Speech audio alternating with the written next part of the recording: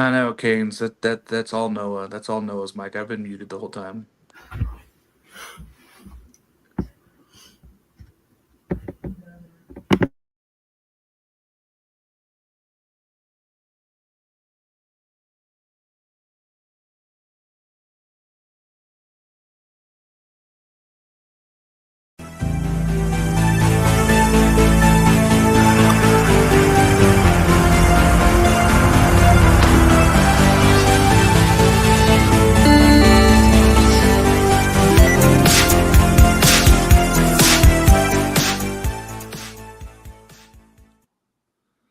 Welcome back, College Baseball Central fans. As you know, this is our weekend rotation show where we jump in and we do all the fun stuff on weekends during season. In the off season here, we do all of our preview shows, and you've joined us for the Big Ten preview show. So excited for this one. We got so many good teams here. The Big Ten is back, folks. But first off, I'm going to let my co-host here, Noah Darling, introduce himself. Welcome in, Noah. Thank you, Mark. It's a pleasure to be here. I wasn't here for the ACC show last week. I was off watching my Iowa State Cyclones attempt to play football.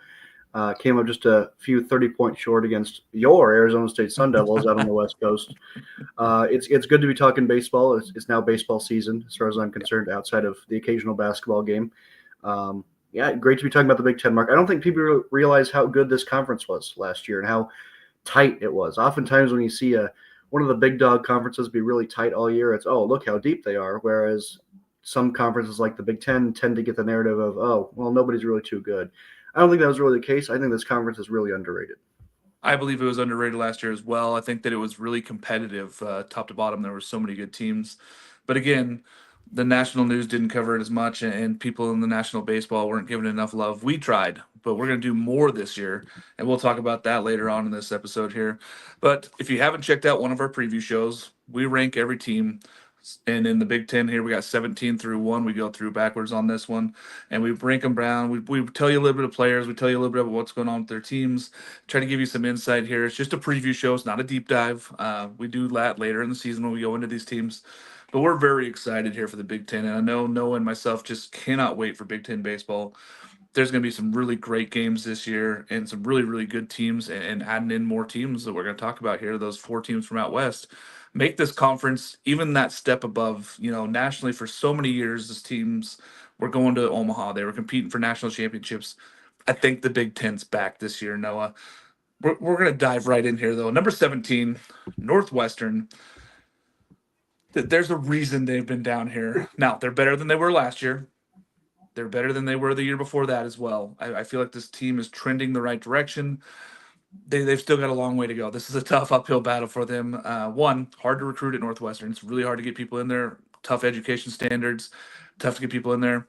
It's also freezing cold in Chicago when you're talking about playing baseball in February. Not ideal weather. A lot of Big Ten is like that.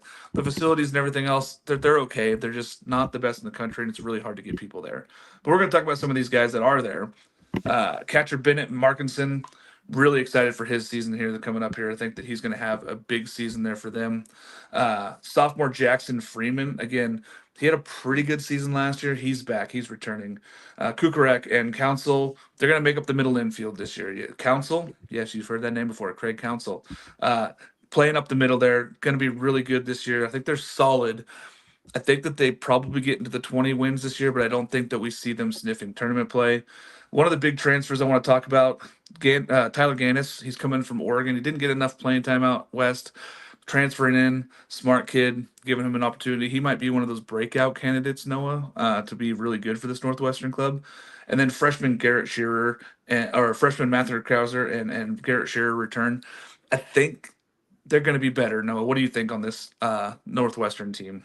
Yeah, Coach Greenspan's he has a tough job, and I think he's pretty well aware of that. I think the expectations at Northwestern are what they are for a reason. And when you talk about a team that won 4 conference games last year, obviously things are going to be an uphill battle to find momentum in a, as you talked about, just a tough area to play baseball in. When you talk about going on the road until at least mid-March every year, it's just tough to get kids to commit to a school of that stature, especially when you have to be a nerd to be able to play there in the first place. But when I look at their transfer class, I see not necessarily big names. It wasn't overly highly ranked class coming in, of course, at Northwestern, but they get guys from power programs, guys that were at one point were highly touted coming into those programs. You got two transfers from Wake Forest, a Michigan transfer, LSU, Vanderbilt, and a Niagara team that made the NCAA tournament last year. That's a strong transfer class. You can talk about getting a guy from Oregon as well. I think there's a reason to be excited if you're a Northwestern fan relative to your expectations. Yeah, temper your expectations, but be a little bit excited about this team coming forward. Pretty excited. I think that they take a step forward. Number 16, Michigan State. This team intrigues me every year because it feels like they're always on the cusp of being an over 500 team, and then they kind of struggle down the stretch and they just don't make the right baseball decisions. I think that this team, they were really good in conference last year comparatively to where they could have been. But sitting here at 16, I think it's a fair assessment of where their talent is this year. Yeah, I'd say that's accurate up in East Lansing. Just another one where it's tough to play. But think back 2 years ago, they set the record for all those triples they hit, and then last year they really diverted back to the mean, and at least in that category. I was kind of surprised to see how strong their conference record was. Again, talking about how tight that Big Ten is, even from top to bottom, it was really with everybody was in a few games of each other outside of really Northwestern. Looking at who's coming back: Nick Williams, Ryan McKay, a couple home runs each for those guys, in the 30 RBI range for each of those guys. And then Joseph Zira is looking like their Friday night starter, 91 Ks a year ago. That led the staff. So there's decent amount of returning talent there. When you talk about the Big Ten, as we talk about all these teams, you have to almost consider that nobody's ever returning a perfect roster. This isn't an LSU last year Tennessee situation. Nobody's, if they get one guy to click, it's winning a national championship. It's if they get one guy to click, they're going to be able to compete in the Big Ten.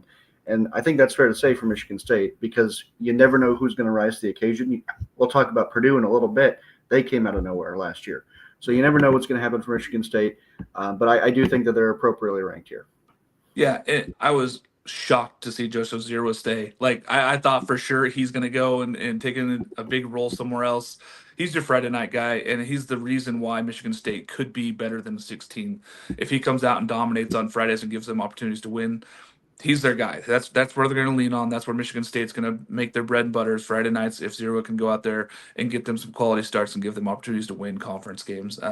I don't think we see a step forward for Michigan State this year, but I have been surprised before by Big Ten teams when they get into conference play. And like that 11-13 record last year shocked me. So it wouldn't shock me if this team takes another step forward. Now Mark, if I could just have almost for the whole conference kind of a comment here. I don't know why I felt right now would be the right point to say it. I really should save it, but I'm wondering what the future of Big Ten baseball looks like, talking about Michigan State and Northwestern, tough places to recruit to, when we talk about revenue sharing. Because the Big Ten and SEC have these advantages in football and probably basketball as well, financially. I wonder if that advantage is going to carry over to baseball and what that's going to look like, how programs manage who gets paid what as part of their eyes on TV kind of a pay. At the same time, the Big Ten doesn't have those eyeballs in baseball. So it'll be very interesting to see how Big Ten teams such as Michigan State and Northwestern benefit, while maybe teams who struggle in other conferences don't benefit as strongly just because they happen to be in the Big Ten. Absolutely, yeah. And listen, this whole conference has spent more money on baseball in the last couple of years. They've actually been putting money into the baseball programs, and you've seen some of the top tier teams rise. And I think it's going to go throughout the conference. I just think it's going to take some time, though. I think it takes some time for that revenue to get in there, for them to get some building plans, get them some hitting facilities, and get them some pitching facilities. Very excited for this conference moving forward. Let's jump into number 15, Minnesota. We had them all over the board in our rankings from our guys, right? We were all over the board with them. I was a little lower on them. I had Michigan State a little higher. I'm not sold on Minnesota, but again, they had a 500 win record last year. Third base, Jake Perry returns. Drew Berkland and Weber Nels. These are guys that are your backups in they come back here and they set you up. They give you an opportunity to be very successful right now. Parker Knoll comes in from a D3 there in Minnesota. Very good, super talented player. Excited to see what he can do for this team. He's probably going to start right away in center field. And then you got pitching side. You got Will Sebb and Kyle Remington return. Those are two guys that give you an opportunity on weekends, and they can go out there and throw strikes and beat up the zone for you. Anything you want to add here to this Minnesota Golden Gophers team? I have a little bit of a personal vendetta against Minnesota, and it's not even really their fault. The Cambria Classic hasn't been played the last now 2 years because of construction at US Bank Stadium. So while that upsets me, it also really upsets Minnesota because you have to now reconstruct a whole schedule. And this was a late announcement. This came out, I think, last month. So they're scrambling late to figure out a schedule. So talk about a tough place to play. They're playing on the road until without looking, probably until April. Yeah. Just a brutal stretch there. I don't think we appreciated that team a couple years ago with Max Meyer, how good that they were able to do that in a place like Minnesota. Coming in and just looking at their transfer class here, like I tend to do with all these guys. You already talked about Parker Knoll coming in. Eli Sundquist, kind of the jewel of the class there, but another guy, a high major guy, Cole Selvig, coming in from Texas. Again, you never know what you're going to get in the Big Ten, who can hit, who can bust. But I feel for Minnesota having to play all their games really away from home for so deep into the year. Yeah, Parker Knoll was on my short list of being a guy that could be the newcomer of the conference just because he's going to get that everyday role in center field. And I really like what he brings to the game, slashing and stealing bases. And I think he brings a lot of athleticism to the game. But yeah, Minnesota has gone back out there. They're going out there, getting the recruiting trail, getting ready for future seasons. I think that this is going to be indicative of Big Ten baseball. I think this is just a microcosm of what's happening here with all the money being funneled in to the athletic departments. I'm really excited for them. Team you already spoke about. Number 14, Purdue. Yeah, Mark, this people nationally don't realize how good Purdue was. They almost won this league. They were, I think, 2 weekends away from winning this league, and then they missed the NCAA tournament entirely, which, again, shows how tight the Big Ten was. And it wasn't even a discussion. Like, they were not a bubble team. They were, they're not in the NCAA tournament, which was tough for Purdue. I think they were really strong last year. This is a program that's on the come up, but I think that this year is going to be a little bit more of a rebuilding year just because of how much they lost. Luke Gaffney is going to make a lot of waves at Clemson this year, I think. He was their prize freshman last year. He won Big Ten Freshman of the Year. Otherwise, you got Logan Sutter and Camden Gasser kind of leading the way offensively back. And then transfer Albert Choi from NGAIT. I guess the buzz on him is pretty strong. He's looking like somebody who does it all, a real hardworking guy. My question for Purdue, and I don't know if you can answer this question, Mark, who's going to start? I don't know Friday, Saturday, and Sunday, who's getting the ball. Normally, you look at these Big Ten teams and say, well, Friday, we know who's going to get the ball. Saturday, maybe a committee. And Sunday, I don't know. I don't know for all 3 days, unless I'm missing something here, Mark. I really believe Braden Olson is going to get that opportunity to be the Friday night guy for them. I liked what he had last year. I think that him coming forward here and taking big steps here in the fall. I like Braden Olson. Cole Van Assen, also another guy that has an opportunity to step up. He might be part of that weekend rotation. Easton Story, another guy that has going to have an opportunity to throw over the weekend. You just never know who's going to step up, though, and take those roles. I think if I'm a betting man, which I am, I'm going to go ahead and lean on Braden Olson and think that he's going to be in that weekend rotation somewhere. And most likely the Friday night guy. A couple guys I also want to mention: Ty Gill, Keenan Spence, and Breck Nowick. Those guys are all back too. So I mean, this team did lose Gaffney. Tough hit, right? That's a tough loss. But I think they're going to keep building on that. And Gasser was second in the team in almost every offensive category. They get him back and right every day at shortstop. I mean, I think Purdue could have a great season this year. I think that they're probably a little bit higher than 14. But again, a lot of these teams are going to be taking steps forward, and a lot of it is really good for Big Ten baseball. I think it's going to be really competitive top to bottom. Another team that we have that might be ranked pretty low that we probably should be higher on, number 13, Michigan. Tracy's done a terrific job at Michigan. They just haven't got over that hump to get to that next level. 14-10 in conference last year was not good enough to where they wanted to be. 32-28 overall, also not good enough to where they wanted to be last year. They've had some guys transfer out. They've kept some of the really good players. Greg Pace Jr., I really love what he's doing. I love him being back this year. They brought in some transfer guys. So I'm going to mention some guys, and they did this last year at shortstop. They brought in Kyle Dernetti from Oregon State. They went out west again. They got Benny Casillas from Loyola Marymount, LMU. Another everyday shortstop for them is going to go right away. I love that they kept Cole Caruso at third base. I think that he's going to step up and have a pretty big season for them. They brought in Colby Turner, who, if you're not familiar with West Coast baseball at San Diego State University, put up some huge numbers. I'm really excited for him to be transferred in here to Michigan and getting a start right away. And another West Coast guy they brought in, Jeter Wybera, coming from Washington. He's going to play first base for them every day. He has some big potential to be big numbers. He had a little bit of a down season last year, but it's huge there. Yeah, Priest, again, Noah, we see that there. Priest was a big loss last night, right? Tough. to an extent, but I think that if you were to do a fantasy draft with all the players in the Big Ten, Mitch Voigt would be a very high draft pick, at least for me. Maybe I'm reaching, but every time I watch Mitch Voigt, who feels like he's been there forever, but he's still a very young guy as a true junior, outstanding player, and he does it both. He pitches and he plays offensively, and he does both at a really high level. Yeah, every time the Big Ten tournament comes around, Mitch Voigt is making waves, and so is this entire Michigan team. So I refuse to sleep on them, Mark. I know we talked beforehand about, I kind of think that our Michigan ranking is really gross here. And you were like, yeah, to an extent, but you've been burnt by them before. So I get both sides here, but I don't really like where we have Michigan right here. I think it's disrespectful because I've seen them get hot at the right time, because that's just what they do. When you look at who Michigan has produced over the years, there's a lot of major league talent on that team. And I think Mitch Voigt is perhaps the most underrated player in the country. Yeah, and Voigt he's not going to pitch much this year at all, if at all. I think he's just going to basically hit. But another guy who did play two ways, Will Rogers, and he was a closer last year a little bit. He also caught a little bit. He also hit a little bit. I like him. And if you got to point out a Friday night guy, it's got to be Dylan Feig, right? Like, he's going to come in and step right up and be that guy. He's a top 50, possibly MLB player next year for the draft. And Kurt Barr is also going to get an option on weekends there. I'm with you. I had this Michigan team ranked third last year when we did our preseason rankings. I had them higher than 13 here. I'm really high on them, but they've burnt me in the past. So I gotta be tepid with my optimism here, Noah. Well, I will say, in the same way that Purdue was a few plays going their way from making the NCAA tournament, so was Michigan. Michigan got hot at the right time, as they always do. I know your Oregon State Beavers have been burnt by Michigan before, in a sense. Fair, and they've also beat them. So I mean, it's been both ways. It's been a two-way street there in the postseason. So I'm all for it. I think that this Michigan team could be as high as a top 3 team here in the conference, but they could also falter, and they've burned me in the past, like I said. So I'm tepid optimism here with this Michigan ball club. I'm very excited for this Big Ten season. Number 12, Ohio State. New man at the helm there, and Justin Hare. What do we see in here? No, I know that there's a lot going on with Ohio State, and they could be all over the board also. Last year, they were just right there in the middle of the pack. I'm not necessarily disrespecting Ohio State when I say this, but I think it is egregious that we have them ranked ahead of Michigan, with just how much Ohio State lost and how much Michigan keeps.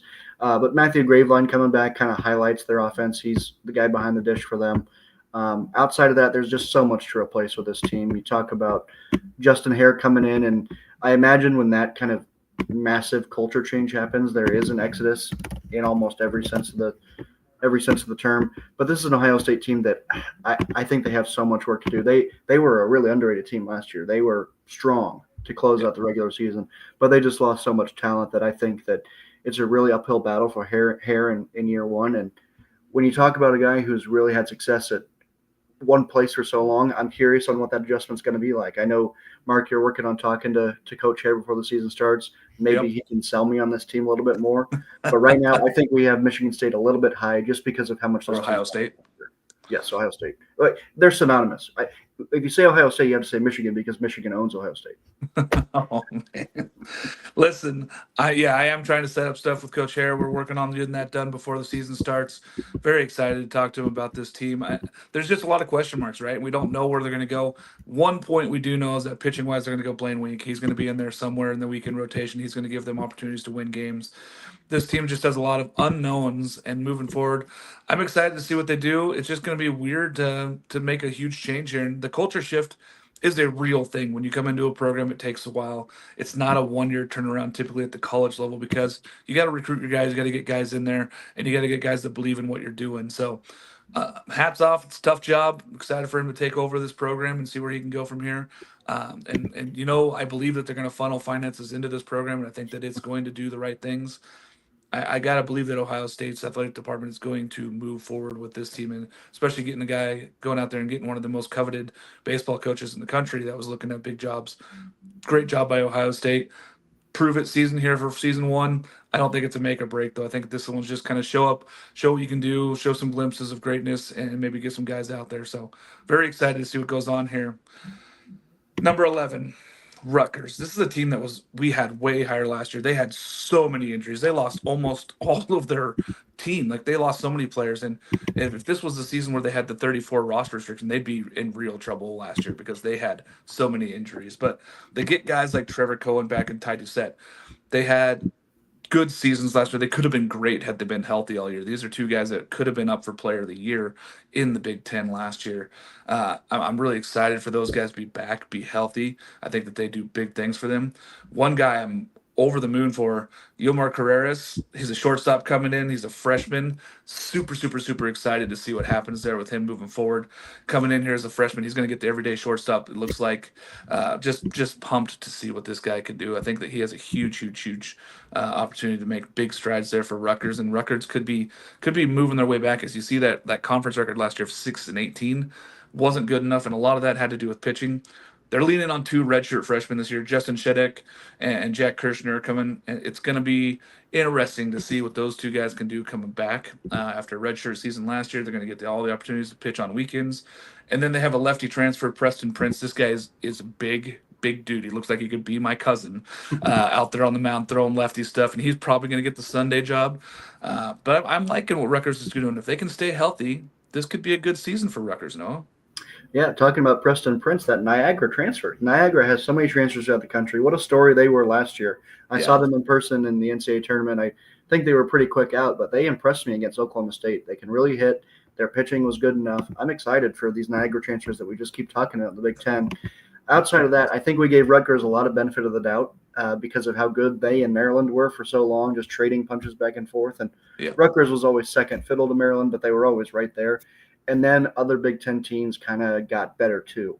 So I think that where Rutgers was at last year was a product of everybody else kind of waking up and saying, hey, you know what, let's try the whole baseball thing.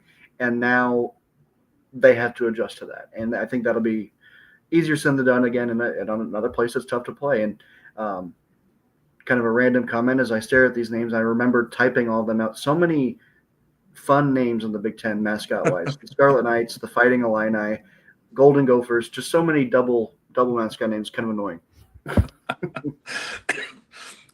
Oh, geez, no. You got me flustered on that one. I mean, the Fighting Illini is next. Let's go to Illinois. Perfect. Number 10. You're welcome for that lead-in. Yeah, that was great. It was a perfect lead-in. This team, to say they overperformed last year is not an understatement. This team was so far above expectations last year. They did really, really well. They return a lot of offense. Noah, I'll let you go ahead and lead into this one because I know that you were excited to talk about the line. I think that if the Fighting Illini did not have such not necessarily a letdown, but they just slumped at a bad time in the Big Ten tournament last year, a lot of people would realize how good that they were last year. Another team that they fought with Purdue for a little bit and then they just coasted away, and people were waiting on them to say, Illinois, they're not for real, but they were for real, especially offensively last year, and they had two outstanding pitchers as well. They were a really complete team as far as the Big Ten goes, but Drake Westcott's back, Jacob Schroeder's back, each of those guys 14-plus homers and 40-plus RBIs. Colton Quagliano's back, another 50-plus RBI guy. I'm not going to try and pronounce his name, Mark. You know who I'm talking about. Vitus Alencius? Yeah, of course. 12 homers, 50 RBIs for him. Outstanding offensive campaign for them last year. They paced the Big Ten in so many categories. They might have broken some records. That's how good they were.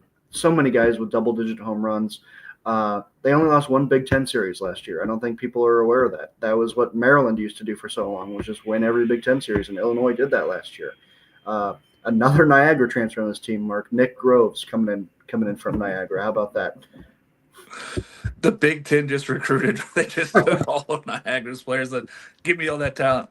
Listen, there's some guys coming back for this team that really put you in a poised position to be better than we have them ranked at 10, but there's also a lot of teams that are coming into this conference. They're going to be tougher to deal with. An 18-6 record is probably not reasonable this year to expect from Illinois.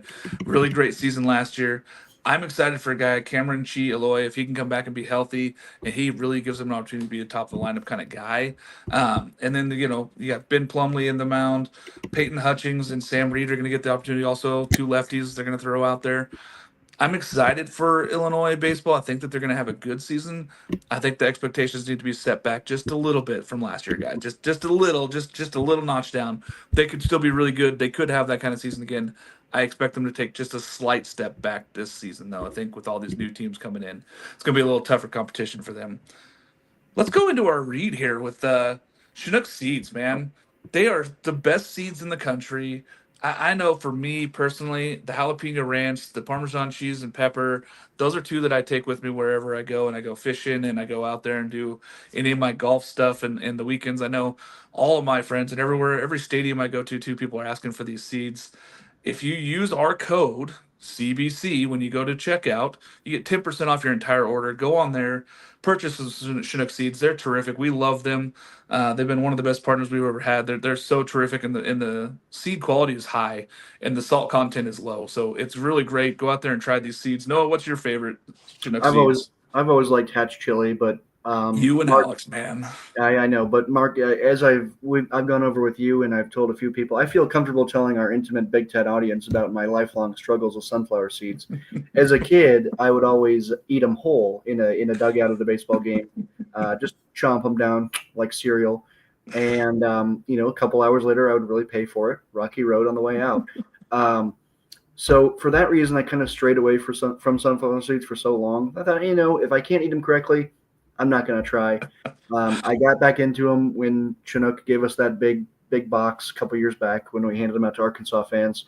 I'm experimenting. I like them. I think they're good. I just one little bag, the little bags, the sampler you get, that'll last me a month just because I eat them one at a time. I don't understand how you do a mouthful and can separate I don't get it.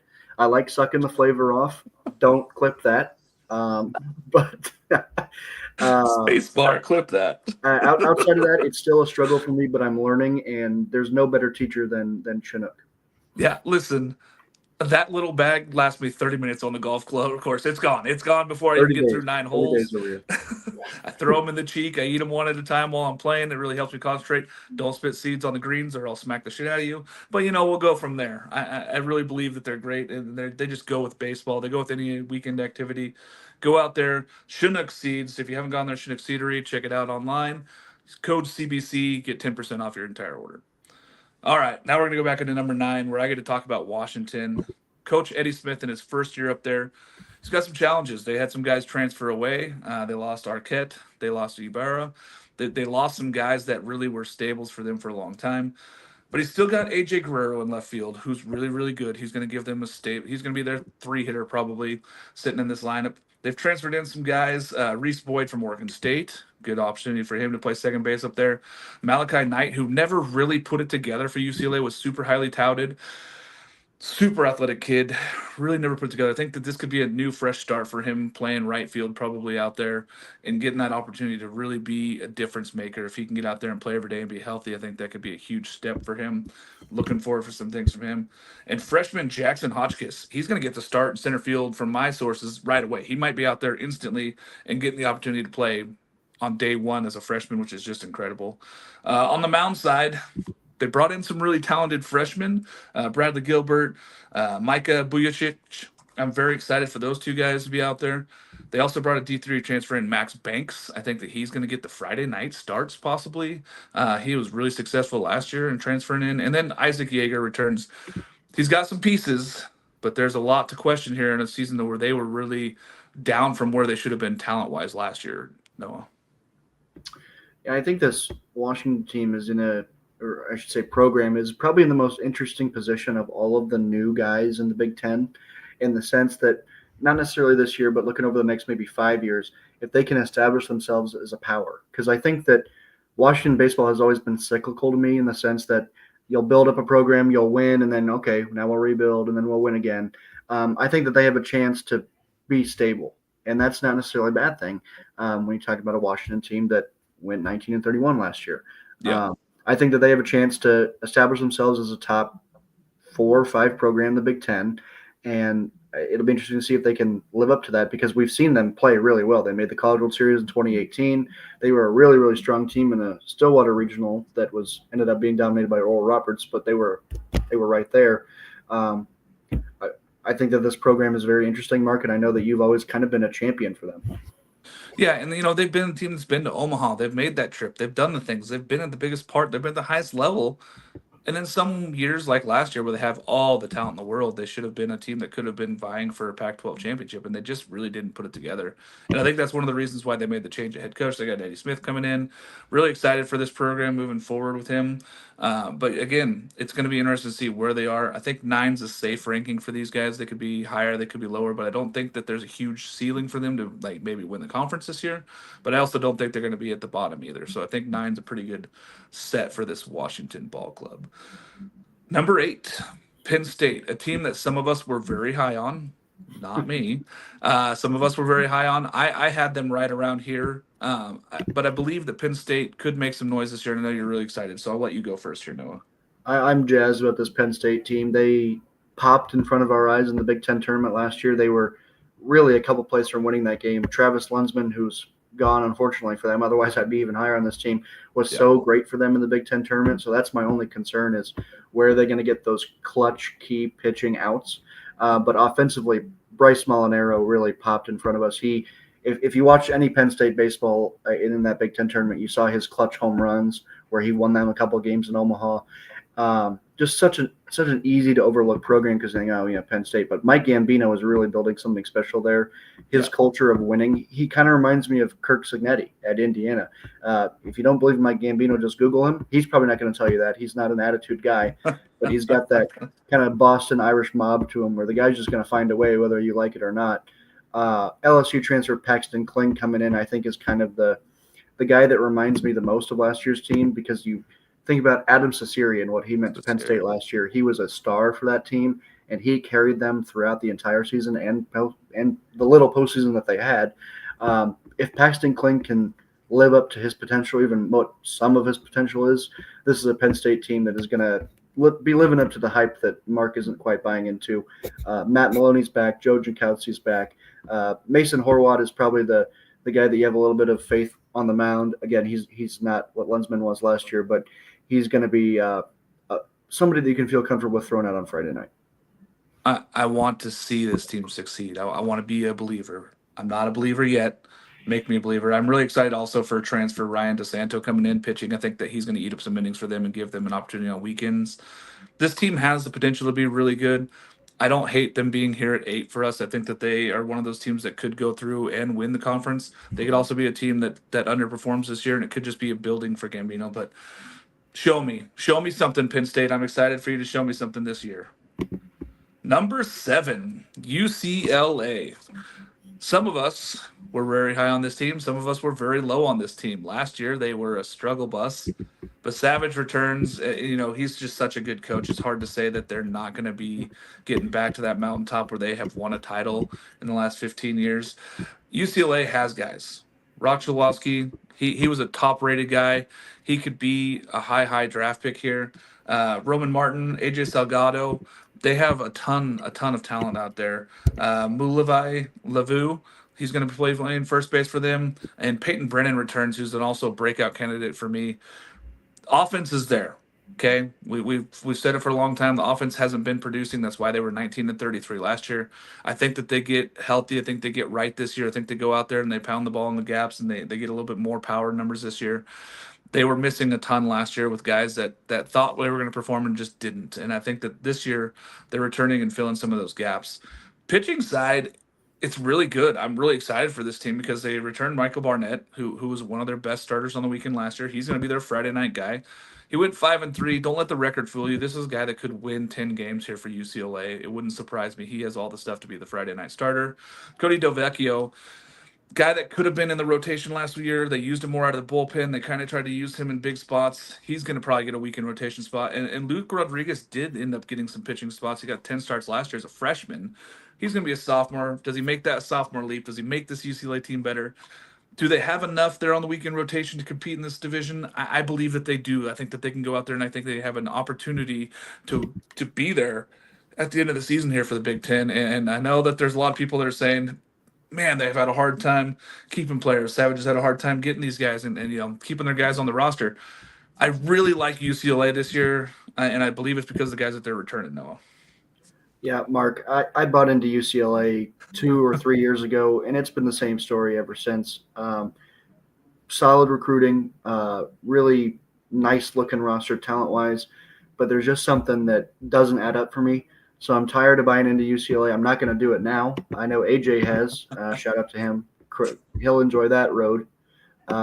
Mark, I know you're a West Coast guy, so you kind of see it with your Bruin glasses.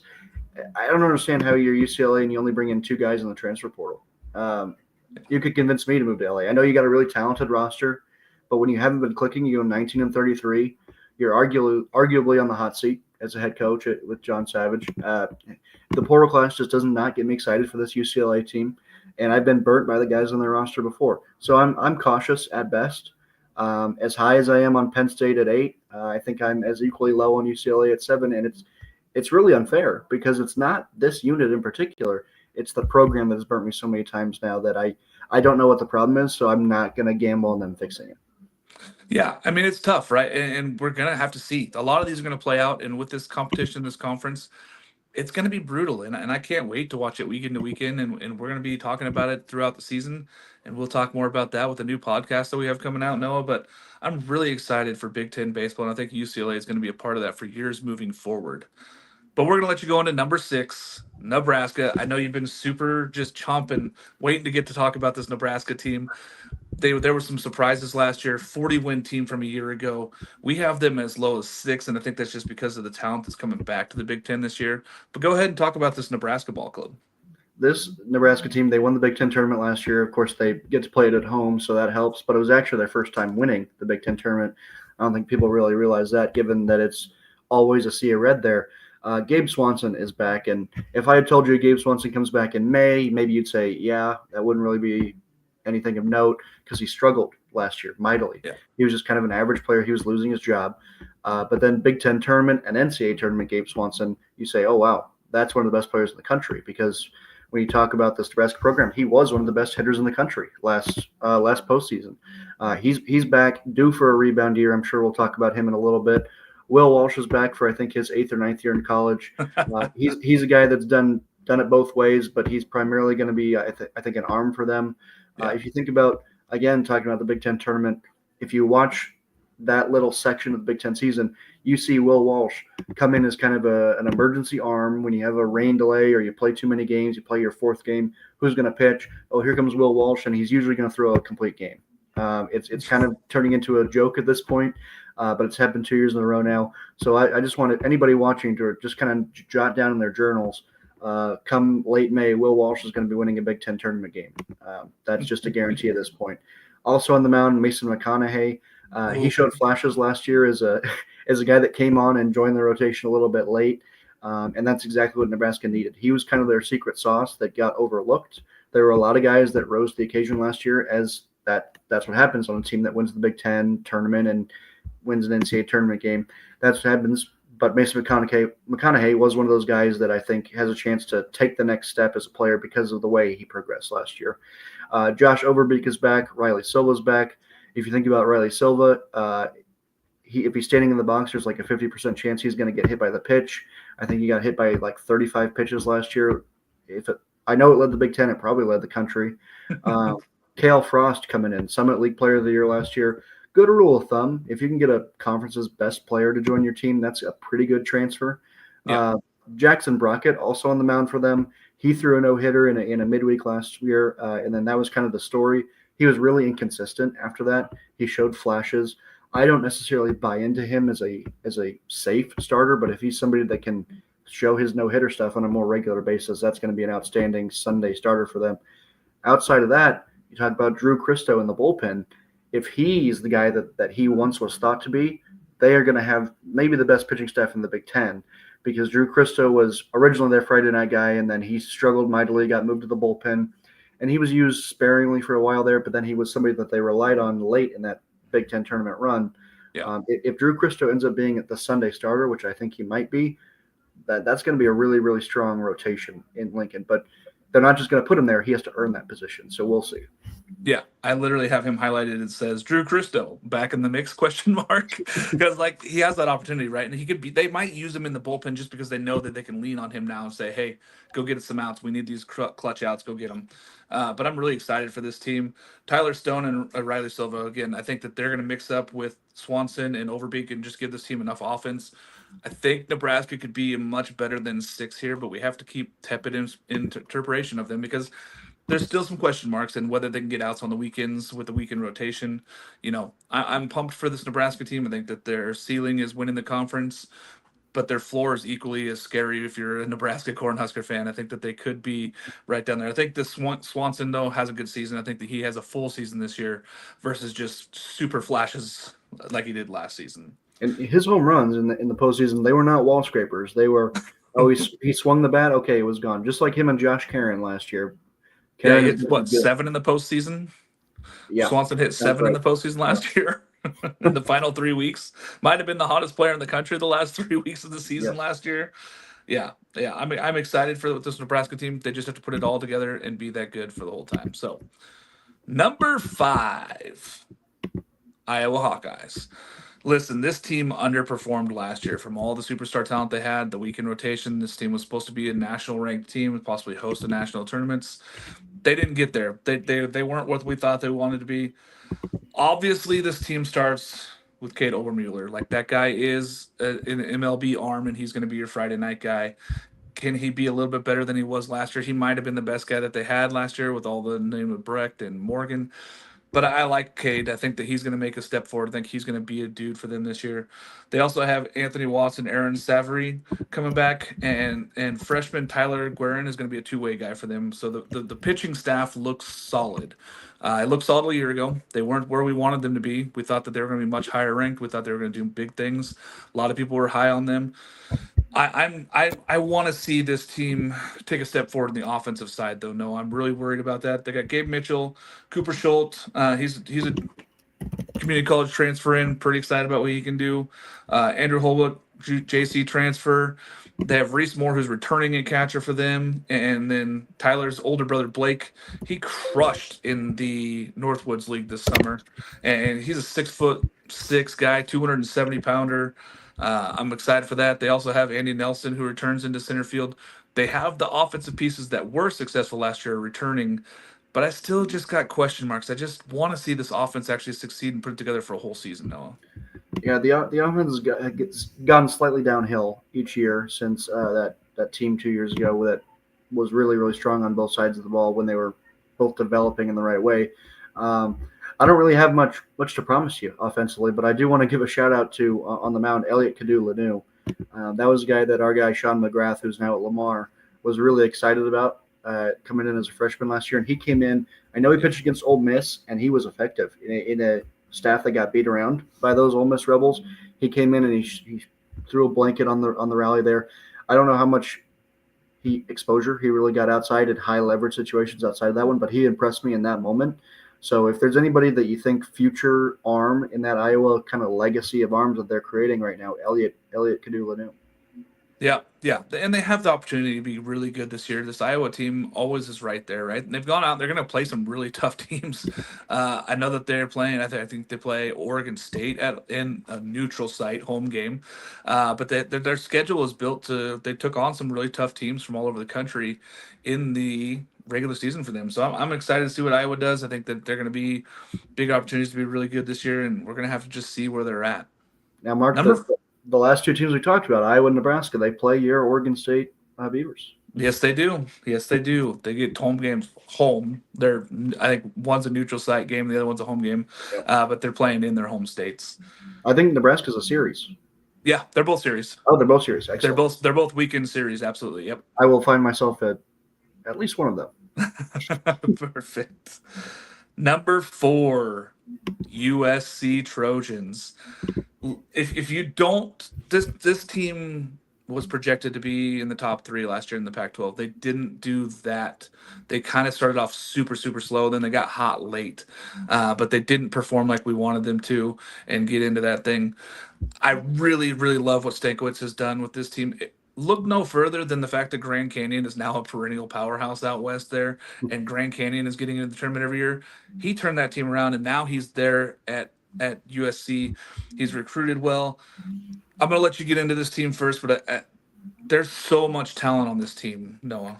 Yeah, I know you've been kind of like we said with Washington, a champion for USC for a while now. It's ironic that all the teams that you've kind of had a soft spot for ended up in the same conference here in the Big Ten. I know you do ACC stuff too, but I know where your heart's really at here. Uh, Ethan Hedges, strong offensive player. Kevin, I assume it's Takuchi. 4 home runs, 40 RBIs for him, and 2 homers and 34 for Hedges.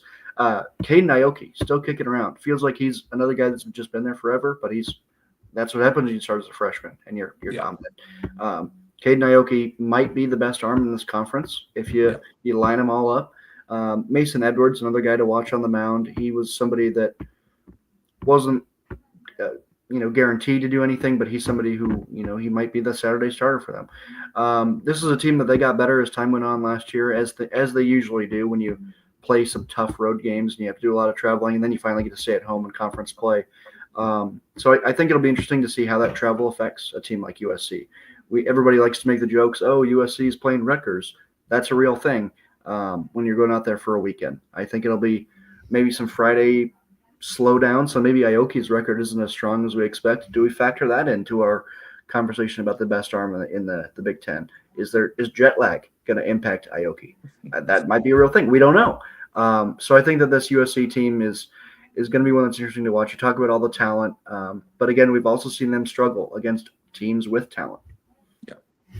Listen, Caden Aoki could be the best pitcher in the country, not just the best pitcher in this conference. He has that ability. He showed it as a freshman.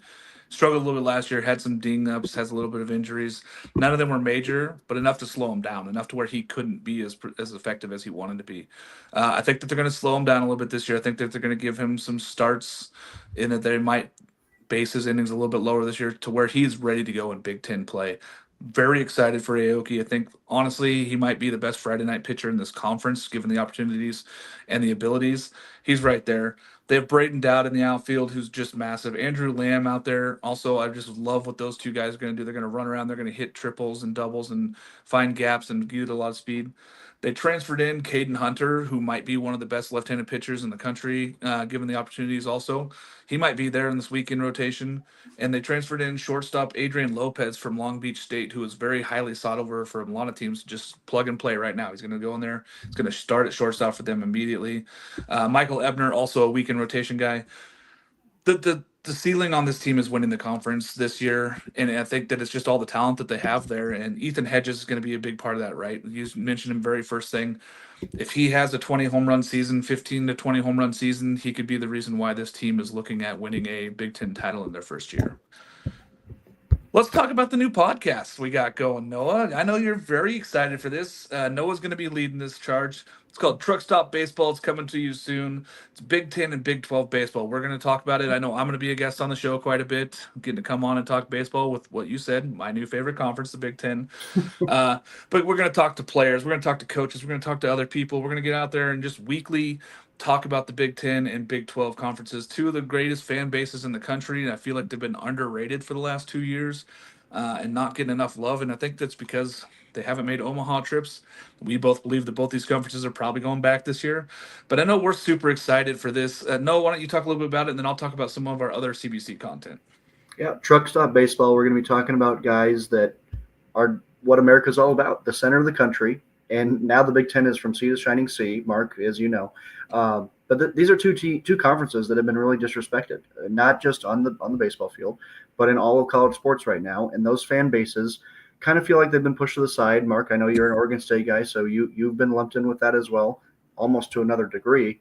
But these are fan bases that really don't get appreciated for how passionate they are about their programs. These are huge fans. You see the SEC guys will say, "Oh, let's keep so and so out," or the Big Ten's like, we're better than so. That's not what this is about. We're talking about the underrated programs in college baseball, which exist in the Big 12 and the Big 10.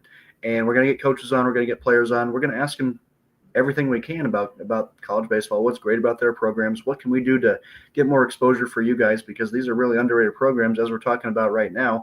On another real note, I'm excited to ask certain coaches, what's your favorite kind of food to get at a gas station? Because we're a truck stop conference over here. So I can't wait to do it, Mark. We're going to do it the best we can and hopefully get more eyeballs on some really great products. What's that truck stop that I'm supposed to get pizza at every year and I never do? That's more just a gas station, but Casey's. Never forget Mark going into Casey's was a 2022 and getting like a bagel sandwich or something.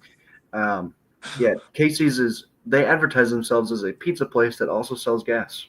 Yeah. And you got the bagel sandwich or whatever it was. Got a bagel sandwich when I landed at midnight on Wednesday, and I go in there and get a bagel sandwich and a bag of Funyuns, and the cashier just stares at me like, "Did you not see the pizza?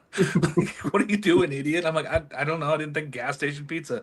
I know better now. Casey's Pizza, pretty Yeah, good. I'll say, Mark, I've never had Casey's regular pizza, but the breakfast pizza is phenomenal. Yeah, and they had the Sausage breakfast breakfast pizza pizza. out at midnight too. I was an idiot. That's what I could have gotten. I just, Yeah. I was hungry from flying all day and getting into Omaha, and right there, I just mistake it.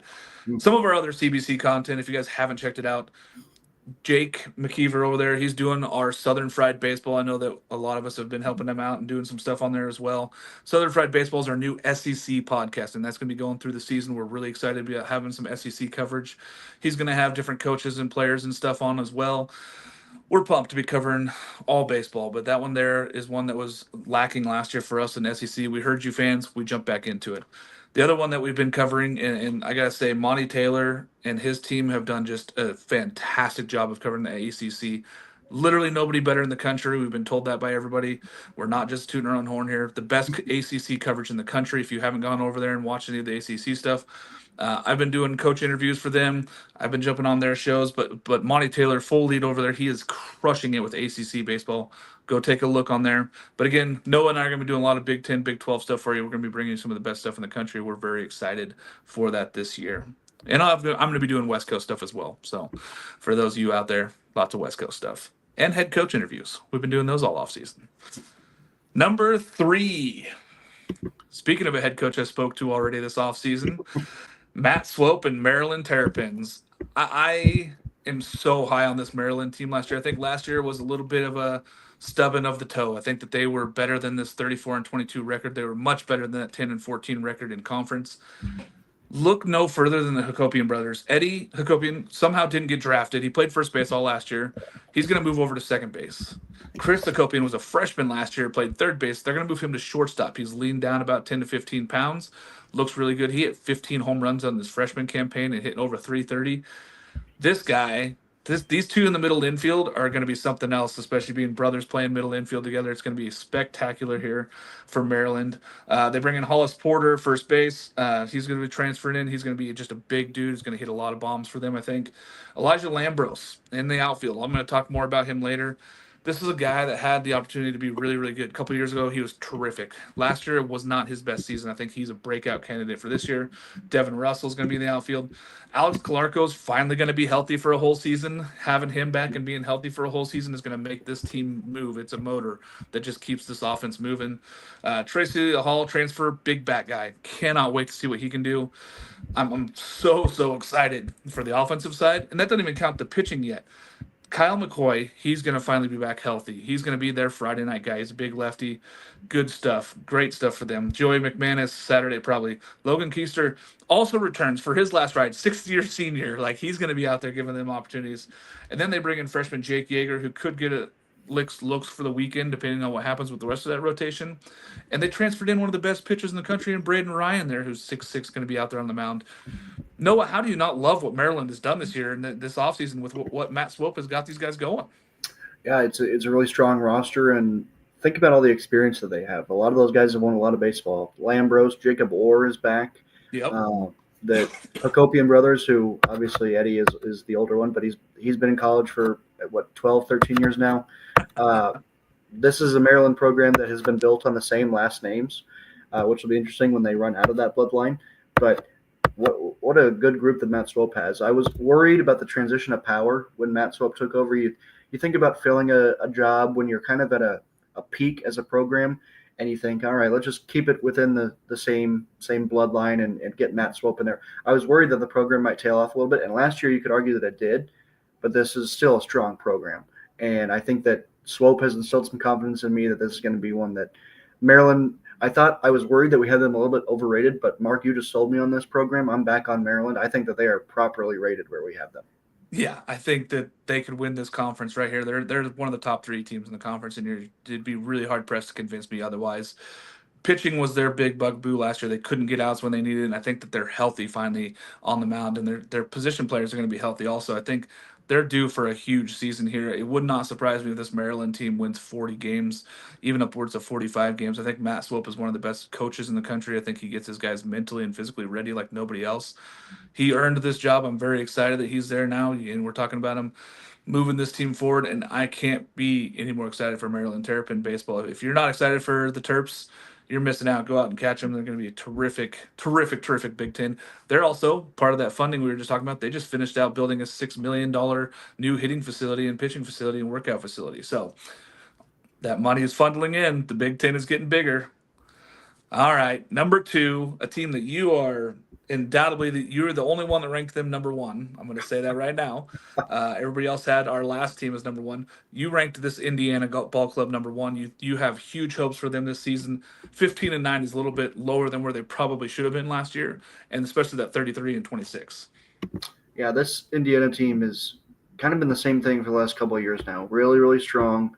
The only concern this year is where do they get the outs on the mound? And I know you're going to mention that later, Mark. So I'm not going to answer your qualms right now, but I'm just going to address it. And I say I recognize that flaw with this team, but the reality is they have Devin Taylor, who's projected to be a top maybe 10 pick in the draft. This is a player who you talked about earlier about some guys who you're surprised didn't transfer. There was some buzz about Devin Taylor theoretically transferring anywhere in the country.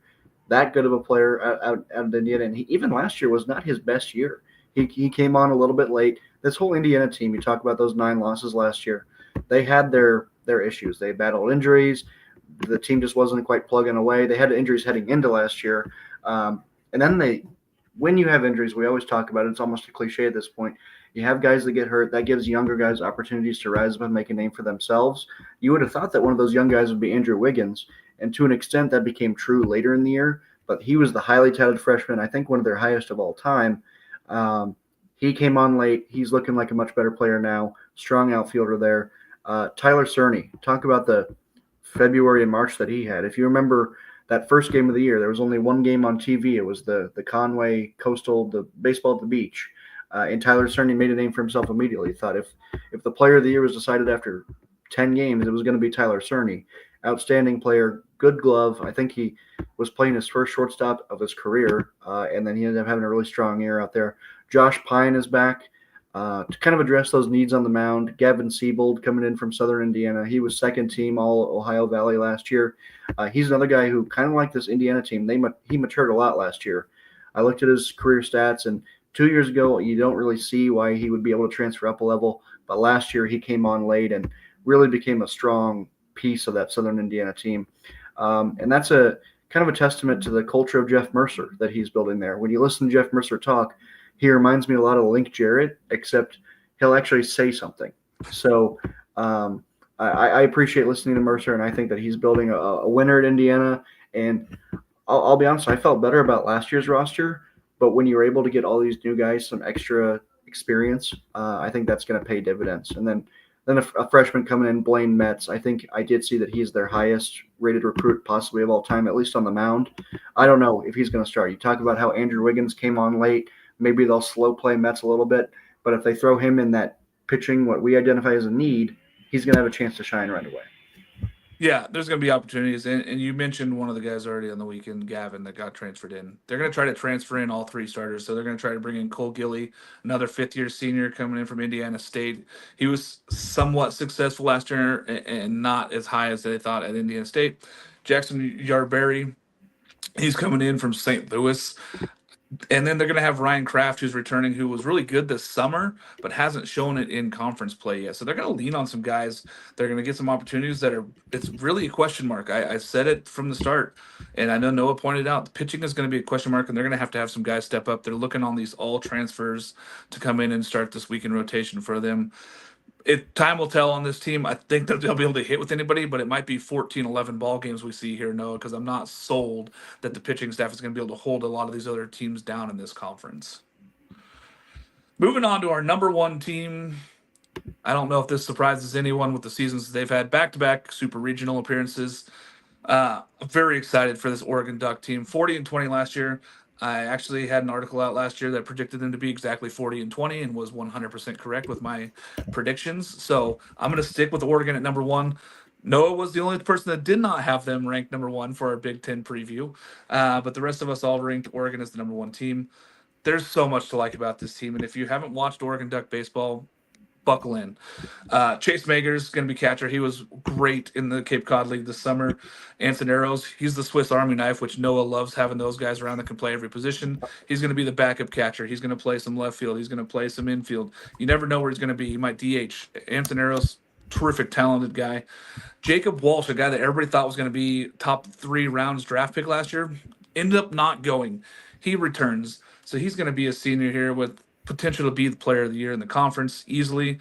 Drew Smith returns. Carter Garrott returns. Maddox Maloney returns. All these guys played meaningful games last year, innings. They returned 11 position players last year that played meaningful innings and played over 30 games. It's crazy to think that, Noah.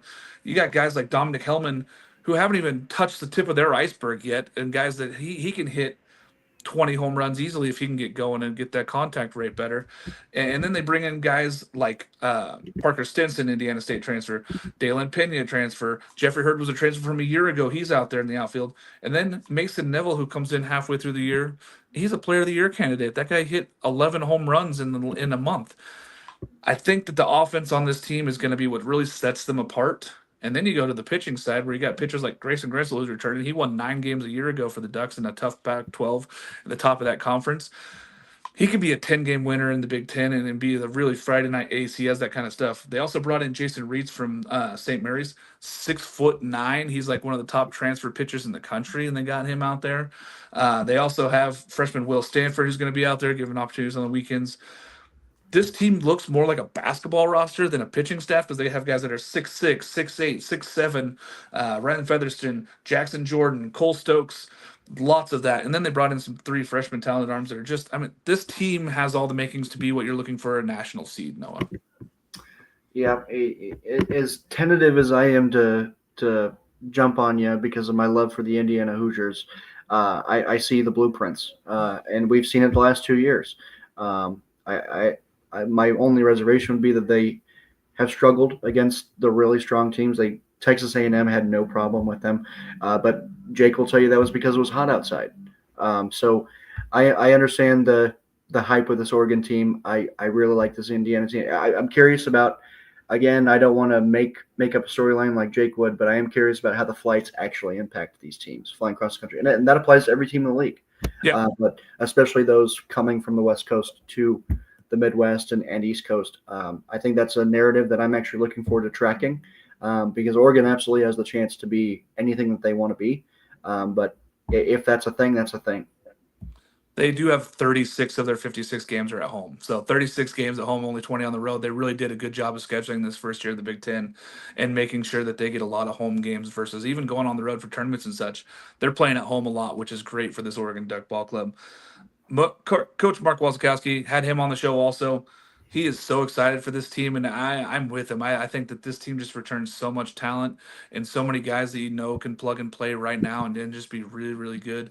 I can't be more excited for this Oregon Duck baseball program here moving to the Big Ten. I think this gives them a fresh opportunity to be that team. They have only been a program for 13 years now, and coming back, they haven't gone to Omaha in 70 years, and they're trying to return. I think that this is the year that Oregon Ducks and Big Ten baseball is all the way back, Noah.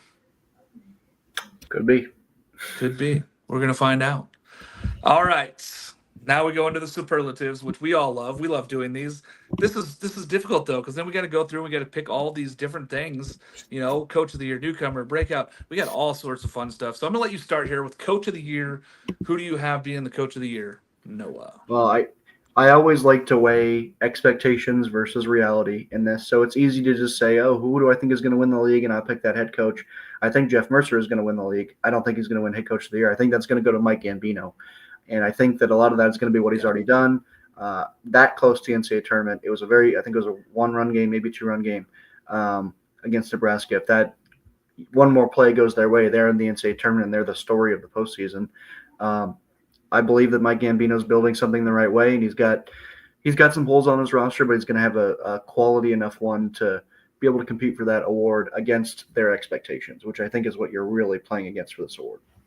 It's tough, right? Because I'm with you. I think Gambino, he's right there. He's in the top few coaches in this conference. Mark Walzkowski at Oregon, I think the Oregon Ducks win this conference, so I would think he's going to be coach of the year. But I'm going to go in a different direction because if Maryland and Matt Swope can do what they want to do, Matt Swope wins this award hands down. I think if they get up to 45 wins, they compete for a conference title this year, whether it's the regular season or postseason title.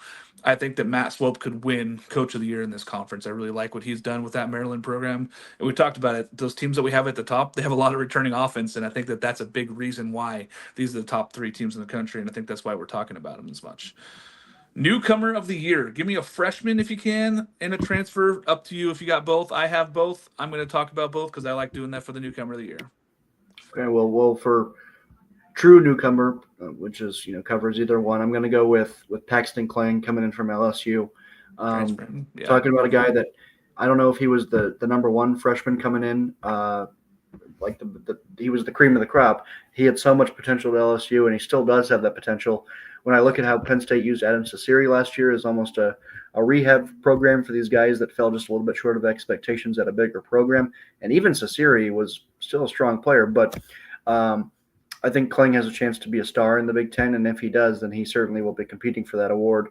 And then I'm going to go back to my guy Blaine Metz up at Indiana for a freshman pick. Again, don't know how he's going to be used. I believe I picked Andrew Wiggins to be my freshman of the year last year, and he was not really effectively used until late in the year when he was able to be mature enough to play in the Big Ten. So there's no guarantees for these freshmen, but if I'm throwing a dart, I'm going to throw it with Blaine Metz. One freshman that I'm leaning on that I can almost guarantee is going to get opportunities, whether it's starting in center field right away or DHing or whatever it is Jackson Hotchkiss at Washington. I think that he steps in immediately and fills the need for them offensively and defensively. He's really, really good. The guy has huge 5-tool talent. So I think he steps in right away and he gets an opportunity to play for them. So Jackson Hotchkiss up at Washington.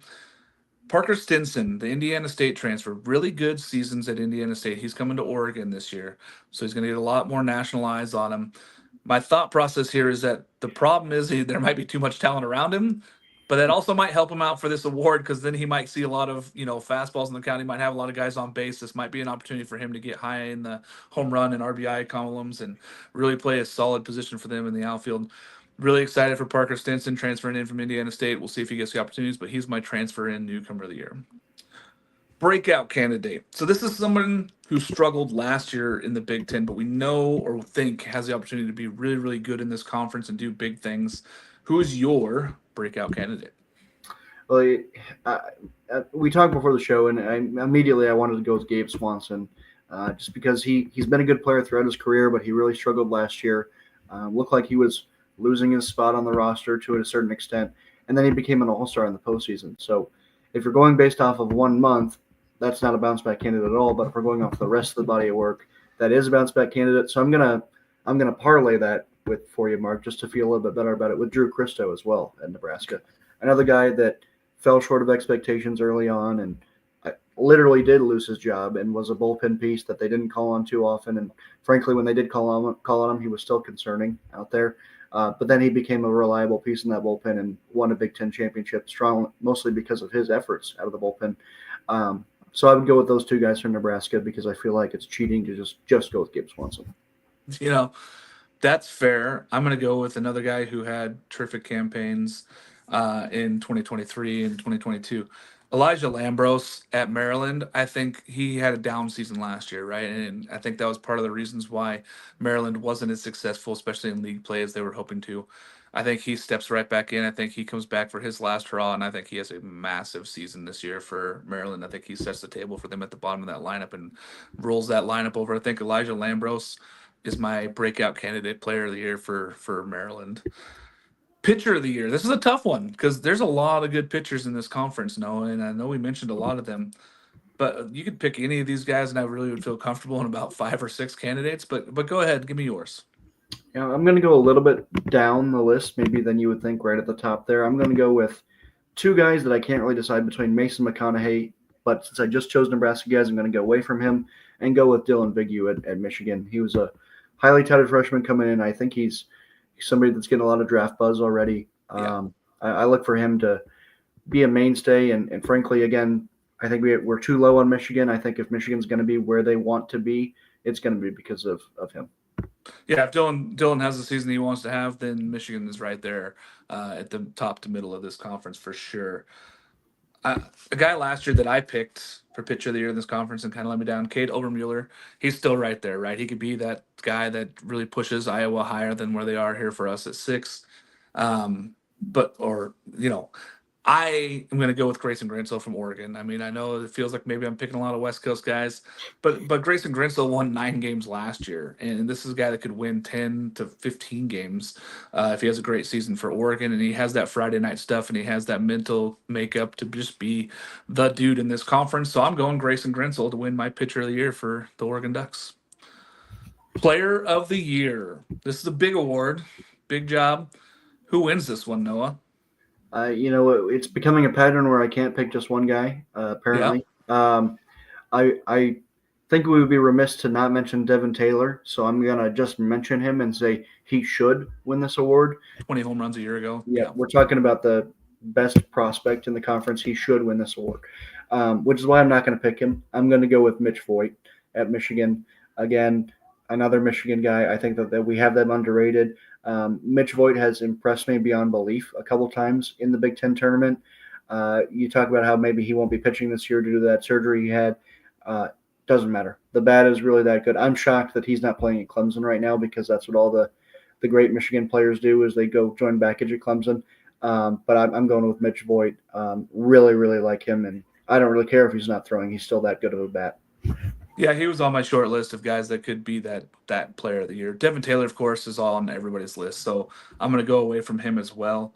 A guy last year that I had picked as the Pac-12 player of the year outside of Travis Bazan, obviously we made a rule that you couldn't pick Trav because he was clearly going to probably win that award, was Jacob Walsh at Oregon, and he returns for a senior year, which is crazy to think that this guy who has the career record for home runs now, I'm very excited to see what happens here for Jacob Walsh. I think that he has the ability to be a first baseman, just to write his name in the history books here and get that first year player of the year in Big Ten. Another guy that I think could be sophomore Chris Sakopian from Maryland. I think his 15 home runs and the way he hit last year and moving from third to shortstop and losing a little bit of weight and getting a little bit more in shape this year and playing up the middle with his brother Eddie. Chris could really take a huge leap forward in his sophomore season and hit 20 home runs plus and be that next Devin Taylor type guy. And I think Chris has the ability to do this. So Chris Sakopian from Maryland is my other player of the year candidate. We talk about this every year. How many teams get to Omaha? How many teams get to Omaha? And it's been a while since we've had a team from the Big Ten get there, unfortunately. How many do we have get there this year, Noah? I believe the last to do it was Michigan in 2019, outside of course, the Big Ten tournament played in Omaha, where a whole bunch of teams make it to Omaha. Outside of that, I feel like there's really no safe bet with the Big Ten because you really have to get pretty lucky. And I think that, to an extent, that's a problem with how the Big Ten is perceived nationally. But at the same time, you do have to win games to get there.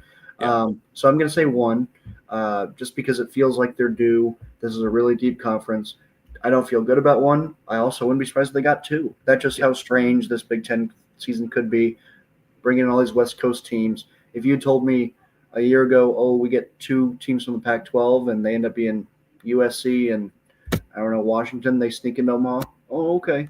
Now all of a sudden they're in the Big Ten and you think, that's crazy. We can't really do that. So we'll have to see how the Big Ten narrative kind of changes with these new teams. Yeah, you're adding in some teams that have that ability to get there. You have teams that have been there for a long time. USC, UCLA bring a lot of history. Oregon, a team on the rise, and Washington, a team that's been a roller coaster. They've been to Omaha, and they've also had teams where they win 19 games. I'm going 1 also just because I think with the ACC, I said 2, I said 3 for the SEC. I'm leaving myself a little bit of space for some Big 12 and outside teams.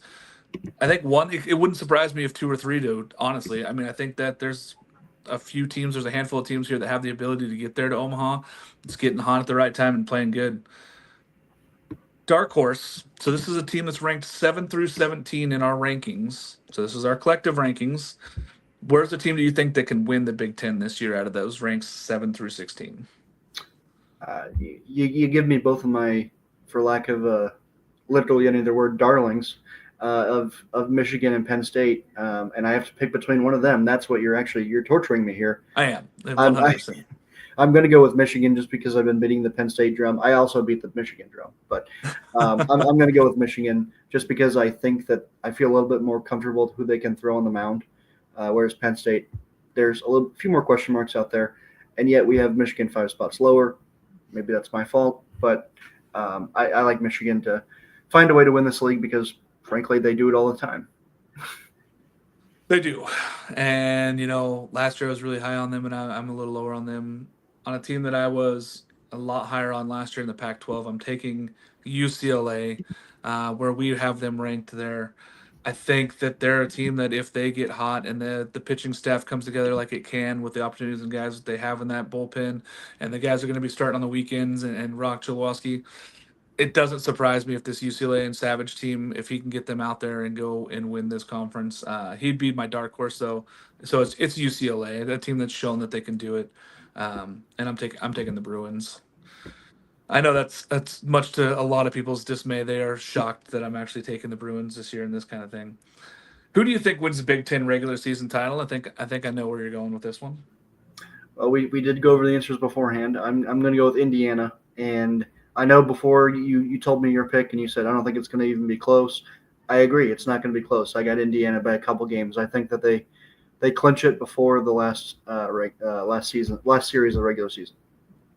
I have the Oregon Ducks. I think that they are the best team in this conference, and I'm really looking forward to what they do this year. I know that I maybe selfishly because I'll be able to drive to their games and I can go down there and go see some of these games this year.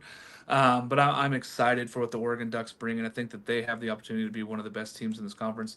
This year, I think they are the best team in this conference, and I think it's all the pieces that they return on offense and coached by Mark Walls. He's the best. He's one of the best coaches in this conference by far, and I really like what he's done and built this Oregon program. And when you talk about finances, this is one of the teams that's supported best by their athletic department. Very excited for this Oregon Duck team this year, and I think that this Big Ten season is just so excited. Final thoughts here, Noah. I know we're both just pumped for the Big Ten season to get going. Yeah, another Big Ten preview where I don't know if you get this feeling, but I've talked myself into a Big Ten national championship and a couple teams in Omaha. I'm actually thinking, man, I got to go watch Nebraska at least 10 times this year because this team is good. Yeah, you're going to see some good teams there with them, and teams are coming to visit Nebraska and Iowa this year. Oregon State's coming down. Great Big Ten schedule. Unfortunately, neither. I don't know about Indiana for sure, but I know Penn State does not come closer to Minnesota. Closer than Minnesota to me, so I might have to head up to the Twin Cities for that. But I'm excited to watch these Big Ten teams. I'm going to see as many as I can in person because this is the golden age of the Big Ten. Yeah, I think this is just like I said before, the tip of the iceberg. That's the thing for the whole conference this year. I'm very excited for this first year with all the new teams. I know that with their big collective bargaining agreement too, that they have all this money coming into the programs. It's only going to get better, folks. So if you're a fan of the Big Ten baseball, buckle up. This season's just starting that whole fun trend of where the Big Ten is back. And I can't wait. I am so excited. You're going to hear from us in the Truck Stop podcast. You're going to hear from us with another preview. We got the Big 12 in a couple weeks. We're going to break that one out. And we got a few more preseason shows coming up for you guys. Thanks so much for joining us on the Weekend Rotation for Mark Garland and Noah Darling. We appreciate you guys coming on. We'll see you in 2 weeks if you're coming.